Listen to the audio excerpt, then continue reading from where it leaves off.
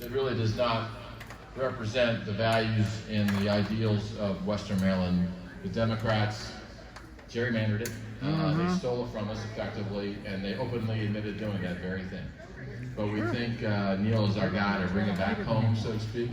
And we're so excited he's here today. He's a tremendous guy, working hard. He's got his top lieutenant here doing great work, Jonah. I always butcher her name, but she's got a great story. Jonah Emery, right?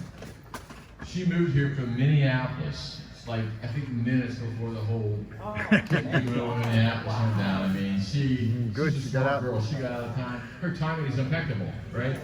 And she came to Maryland, so we're glad to have her working in the wings night and day, literally. So, without any further ado, allow me to introduce Delegate Neil Parrott. Thanks, Neil.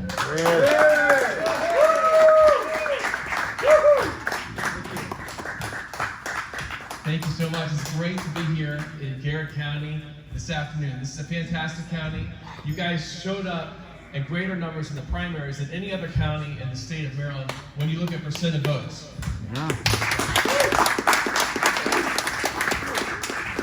And let me just say, I need you to show up in greater numbers than any other county in the state of Maryland on Election Day in November. We need every single person here in Garrett County to be voting for Trump and voting for Parrott. Woo! Yeah!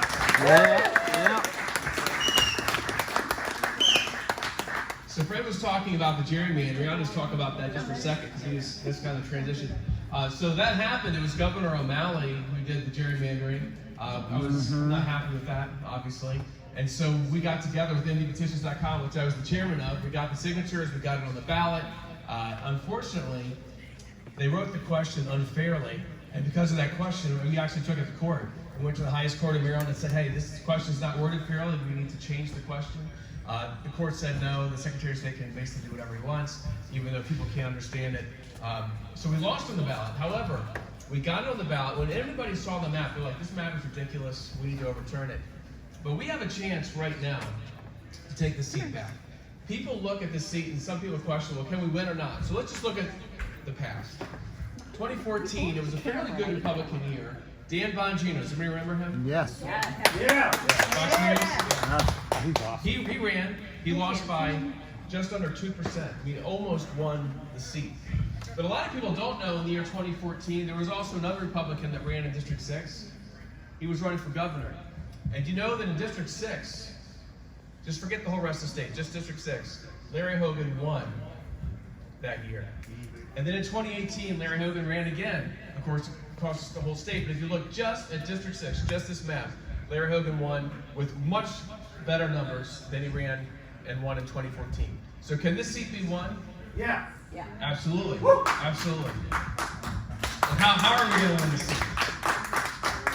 How are we going to win the seat? The first thing is it needs to be a fairly good Republican year. But who here thinks that it will be a good Republican year? Yeah! Absolutely. On the top of the ticket, we've got Donald Trump. And on the other top of the ticket on the Democrat side, we've got Joe Biden. You know, that contest needs to go to Donald Trump, hands down, and I believe that it will.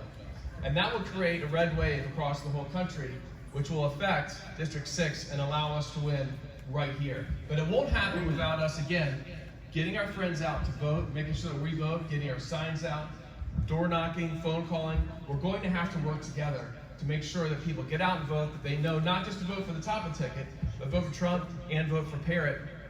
Doing those things here in Garrett County, repeating that in Allegheny and Washington, and then working in Frederick and Montgomery counties to get our message out and get the message of sanity out and of unity, that we need to have a country that comes together, you know, e pluribus unum, right? That used to be our motto. We all need to come together, and this is what needs to happen in this next election. Unfortunately, we're seeing a lot of forces in our country right now that are trying to divide everyone. That's right. And it's sad. And as we look at the polls right now, people are saying they don't really know where to go. But I think as we go further and further into this, as we head towards November, people are going to wake up and say, this is not America. We don't let cities just burn down. Yeah. We don't let businesses just get destroyed.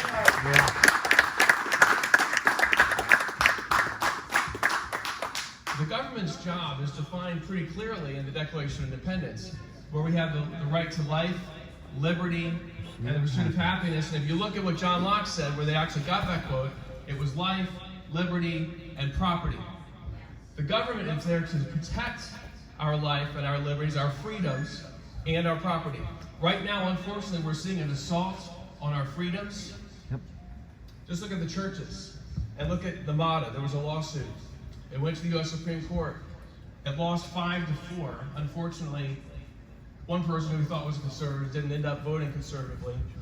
But 5-4, they said the casinos can all stay open. That's fine. It's no problem at all with COVID-19. But your churches, they better not open, because if they open, we're going to fine them and put them in jail. Is that right?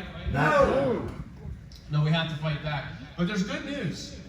And there's a huge, stark difference between Biden and Trump. Let's look at the Ninth Circuit Court from California. Has anything ever good come out of the Ninth Circuit Court in California? No. One. Got it, Ben. You got it. Yesterday. The answer is no. My whole life, the Ninth Circuit Court, I was like, why don't we just get rid of that court? It's terrible. But just yesterday, they came out with a decision that said that a law that California passed that says that you have to only sell 10 rounds or less for firearms is illegal. It breaks the Second Amendment to the United States Constitution. Woo-hoo. That's right. Yep. And why did that happen? That's correct. President Trump put new justices on the Ninth Circuit Court. Some retired, new ones came in, and the new justices are bringing sanity to what was the worst court in the entire country. Now, looking at Maryland, we have that same law here in Maryland. So if this is upheld by the U.S. Supreme Court, then that law will change in Maryland as well. I think it's very, very encouraging that we have courts, and one of the most liberal courts in America, the Ninth Circuit Court, is recognizing that we do have the right to firearms, the right to bear arms, which is in the Second Amendment to the United States Constitution, and it shouldn't just be limited.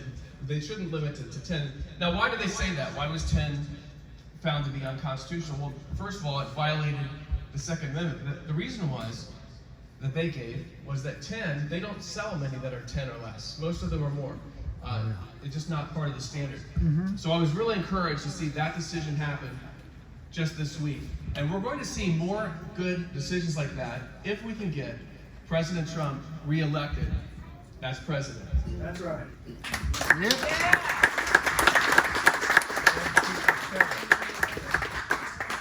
The differences are stark, and I have so many things that I can talk about. We talked about law and order. Do we want law and order? Yep. Of course, we need law and order. We need it to protect our property. We need to have people who are supporting the police, not continually working against the police. When you look at Biden, he has said, yes, he wants to defund the police, but that doesn't mean what you really think it means. But let me tell you, it means exactly what you think it means. They want to take away money from the police. They want to have less presence of police. And we see the results of that. We don't have to go very far. We're here in Maryland. Let's just look at the city of Baltimore. The city of Baltimore with Freddie Gray, there were riots that occurred. And what did the mayor of the city of Baltimore do? She said, well, we need to let these folks just get their anger out a little bit. Experience it a little bit, and they'll be fine. Yeah. Apparently, she didn't study history, because anytime this happened in history that they say, let it out a little bit, all that does is encourage more and more destructive behavior and more people, and invite more and more riots. And it got completely out of control in the city of Baltimore, and then what had to happen? Governor Hogan, thankfully, she finally called and said, would you help? And he was just waiting for that call. I actually kind of begged for the call. And then the Maryland National Guard went in. It didn't take even but a day. Order was restored in the city of Baltimore.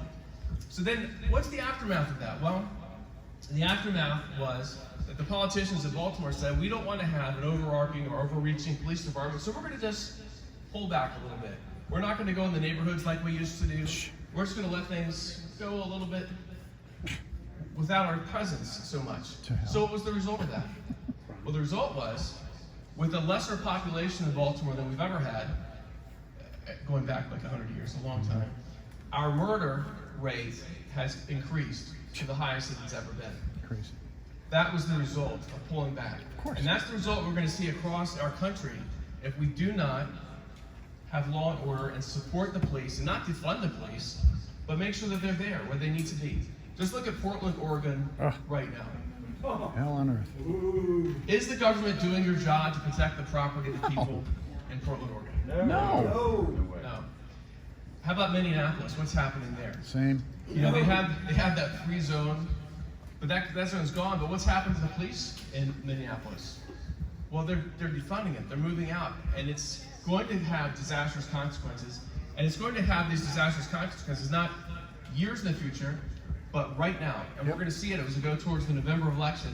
I believe this is going to be an election issue, and it's going to be an election issue that will help President Trump because he is for law and order, and unfortunately his opponent is not. You know, when we talk about law and order, we can just look no further than our borders. How about the border of Mexico and the United States? Do we need to have a wall? Yes. Yes. Yes. We do. Why do we have to have a wall? Well, there's so many different reasons. But let's look. My opponent, he loves to talk about opioids. That's like his favorite topic. I'm going to fight opioids every chance he gets. That's what he says. But is that what he does? No. No. Unfortunately, he doesn't.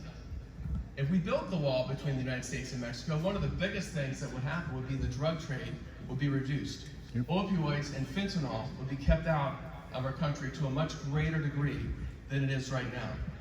You know, it's interesting, we look at this opioids issue.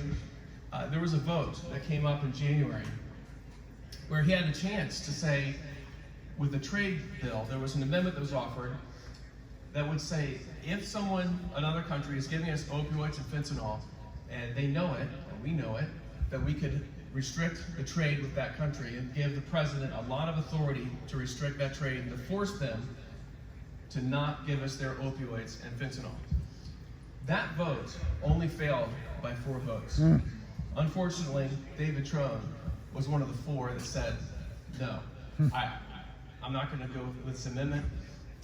And it was a real disgrace when he says that's his #1 issue, and yet he won't do what it really takes to support not having fentanyl and opioids coming to our country to begin with. Now we know we don't build those things here. They're not grown here. They come all from other countries. And we had a chance. Again, those are 2 examples, the wall and then this trade amendment. And again, he wouldn't support it. It was a real shame. Again, only failed by 4 votes. There's a stark difference, not only between Trump and Biden, but between Parrott and Trump. And that's why I'm really, really excited to be running. I'm thankful to be able to be with you today. I'm thankful to be able to campaign all across District 6, because we can win this seat. And when we do, there's going to be a huge difference. You're going to actually see help for Western Maryland that you're not seeing for your current congressman. You're actually going to see someone who actually wants to work with other statesmen or politicians in D.C. and trying to actually get things done. Unfortunately, what we're seeing from David Trone is obstruction, obstruction, obstruction. He works with Nancy Pelosi in the far left, but that's it. He won't reach across the aisle and work with Republicans on any issues except for things that he knows won't pass. And he uses that as coverage. However, it's not effective. We don't have an effective congressman.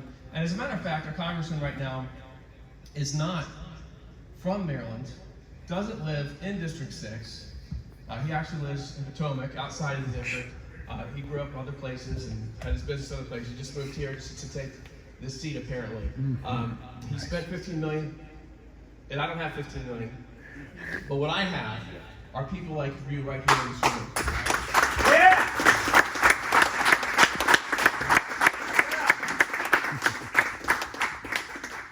And the Parrott campaign has people like this in this room all across District 6. People who are working very, very hard to help make sure that we get someone to go to D.C. who will represent District 6, someone who lives in District 6, shops in District 6, cares about District 6. Not someone who hangs out with people from Tacoma Park. Yeah. Not giving District 8 in Maryland a second congressman, using us and our votes to get him there. Now it's time to make that change, and I'm thankful that you all are going to work together with me to make that change, and also to give President Trump the help that he needs from Congress. Yeah. No more of this impeachment for something that he didn't even do, and we know that now. Yeah. It was false accusations. No more of Nancy Pelosi being Speaker of the House. Yeah.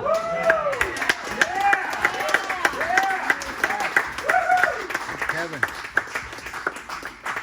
We need to replace Nancy Pelosi with a common sense conservative that cares about America and will work with the president. So I want to thank you for being here today. Thank you for so many of you putting out the signs. There are free signs. Go ahead and take them, put them up, bumper stickers. thank you for folks, everybody here, you've talked to Shohana, who are volunteering, making phone calls, who are going to go door knocking. And of course it's modified door knocking, we know that, for COVID. But we still need that to reach out to our communities so that we can win and win big this November. Thank you very much. May God bless you. God bless America. Thank you.